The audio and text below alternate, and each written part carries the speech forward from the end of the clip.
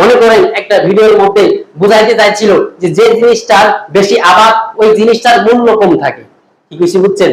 তখন আমি ওই ভিডিওর মধ্যে এটা কমেন্ট করেছি যে এরকম অবস্থাই হলো ইমামদের, কারণ অতিরিক্ত ইমাম হয়ে যাওয়ার কারণে ইমামদের কদর কমে গিয়েছে। কারণ একটা ইমাম যখন বলবে আমার বেতন বৃদ্ধি করতে হবে, তখন মুসল্লিরা বলবে হুজুর আপনি অন্য কোনো ব্যবস্থা করেন। কি জন্য? কারণ এই ইমাম গেলে আরেক ইমাম রেডি, এর থেকে কম টাকায় আনতে পারবো। তার কারণে অতিরিক্ত হওয়ার কারণে ইমামের মর্যাদা পূর্ণ হয়েছে, তার কারণে ইমামদের কোনো মর্যাদা নাই, ঠিক না?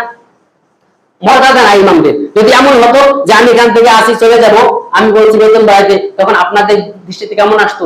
ইমাম যদি চলে যায়, দ্বিতীয় ইমামের তো কোনো ব্যবস্থা নাই, তা সবার সাথে আলোচনা করে একটা ব্যবস্থা করি যে বেতন বার করা যায় কিনা, চলে গেলে আমরা ইমাম আর কই পাবো?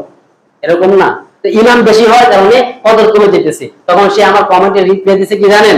রিপ্লাই দিছে যে হুজুর আপনারা নামাজ পড়ান, আমরাও নামাজ পড়ি, 5 ওয়াক্ত নামাজ পড়া যদি একজন মুসল্লি পড়তে পারে, আপনি কেন 5 ওয়াক্ত নামাজ পড়াইয়া অন্য কাজ করতে পারবেন না? 5 ওয়াক্ত নামাজ পড়াইয়া যদি আপনি এই বিনিময়ে কিছু নেন, তাহলে দুনিয়া থাকতেই নামাজের সব ফজিলত নিয়ে নিলেন, নামাজের সব কিছু নিয়ে নিলেন, মরার পরে আপনি কিচ্ছু পাইবেন না। এই কমেন্টটা কোন থেকে আসে জানেন? ওই যে হুজুরের বয়ান থেকে। হুজুর যে বলছিল যে ইমামতি কইরা তুমি নামাজ পড়ো, একজন মুসল্লি নামাজ পড়ে, একজন মুসল্লিও নামাজ পড়ে 5 ওয়াক্ত সালাত আদায় করে অন্য কোন কাজ করতে পারে, কিন্তু তুমি ইমাম কেন পারবা না?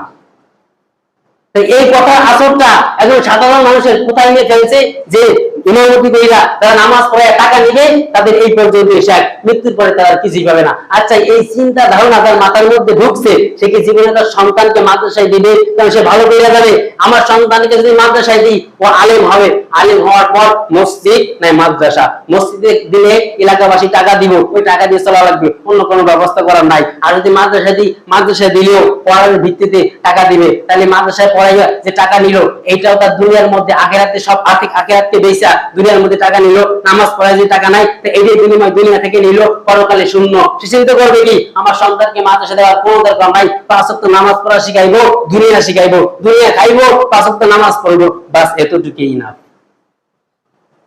এখন আমার প্রশ্ন হয়ে গেছে, এরকম যদি সবার ভিতরে মাথার মধ্যে চলে আসে, কেউ যদি আলেম না হয়, 5 ওয়াক্ত নামাজ পড়ে আর শুধু নিজের দুনিয়া নিয়ে ব্যস্ত থাকে, তো বলেন তো দেখি আপনার এখানে ইমামতি করবে কি? শুধু নামাজ শিখে কি ইমামতি করা যায়?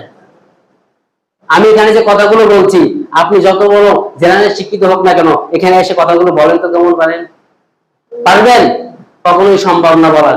এই জন্য এই যে একটা কথা, সে কিন্তু বড় একজন আলেম, বড় একজন পীর, বড় একজন কুতুব, এই কথাটার আসরটা কত পর্যন্ত ফেলেছে। কেন এই কথা না বলে ইমামদেরকে কি করা যায় সেই ব্যবস্থার কথা বলা যায়নি? এই ইমামদেরকে কিভাবে একটু স্বস্তি ফিরিয়ে আনা যায় সে কথা কি বলা যায়নি? অতএব এত বড় মানুষ, তোমার মুখের কথা অনেক দাম ছিল, এই একটা ভুল একটা কথা ছড়িয়ে দেওয়ার কারণে মানুষের দিলের মধ্যে খারাপ আসর পড়েছে।